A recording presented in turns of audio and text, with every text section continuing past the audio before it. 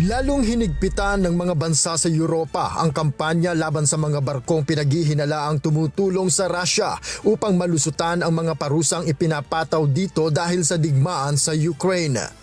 Noong linggo, hinarang at sinamsam ng mga French Navy ang isang Russian oil tanker sa Atlantic Ocean, humigit kumulang 400 nautical miles sa kanluran ng Brittany sa France. Ayon sa mga otoridad, pinaghihinala ang nagpapalit ng bandila o gumagamit ng mali o peking registration ang barko upang makaiwas sa mga international sanction. Sa video na pinost ni French President Emmanuel Macron ang paglapag ng mga armed command mula sa helicopter papunta sa barko bago ito sinuri at dinala sa ilalim ng pagmamatyag ng mga otoridad. Ayon pa sa French President, hindi dapat payagan ang mga sasakyang pandagat na umano'y lumalabag sa batas at gumagamit ng iba't ibang paraan upang patuloy na makapagbenta ng langis para tustusan ang digmaan ng Russia at Ukraine. Nagbigay din ng suporta ang United Kingdom sa operasyon sa pamamagitan ng isang military helicopter na nagsagawa ng pagmamanman at pagtukoy sa kinaroroonan ng barko.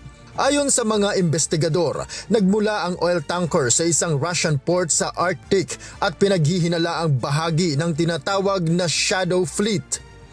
Ang Shadow Fleet ay tumutukoy sa daan-daang lumang oil tankers na may malabong pagmamay-ari at madalas na nagpapalit ng bandila o registration upang makaiwas sa mga sanksyon ng European Union, United States at G7 countries. Pinaniniwalaang sa pamamagitan ng mga barkong ito, nagagawang ipagpatuloy ng Moscow ang pag-export ng langis sa kabila ng mga parusang ipinataw sa kanila matapos nitong lusubin ang Ukraine noong 2022. Ngunit mariing tinutulan ng Russia ang pagsamsam sa barko. Ayon sa Kremlin, walang legal na batayan ang hakbang ng France at ng mga kaalyado nito. Мы считаем такие действия незаконными, они граничат с пиратством с международным. Мы абсолютно не согласны, что они осуществляются в полном соответствии с международным правом. Dagdag pa ni Peskov, nagsasagawa na ang Russia ng mga hakbang upang maprotektahan ang mga kargamento at mga ruta ng kanilang mga sasakyang pandagat. Вы знаете, что Россия ряд мер предпринимает для обеспечения сохранности своих грузов, продолжит принимать этот ряд мер с учетом, скажем так, имеющегося вот этого негативного опыта. Hindi ito ang unang pagkakataon na nakumpiska ng France ang mga barkong pinaghihinalaang kabilang sa Shadow Fleet. Mula noong Setyembre ng nakaraang taon, 4 na ang mga barkong sinakyan o hinarang ng mga puwersa ng France sa Atlantic, Mediterranean at North Sea dahil sa mga paratang na gumagamit ang mga ito ng peking bandila o kulang sa wastong dokumento.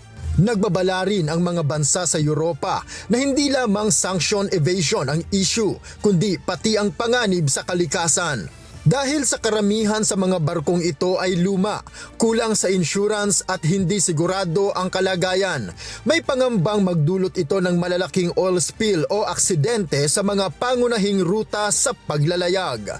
Noel Poliarco, humahataw sa balita ngayon!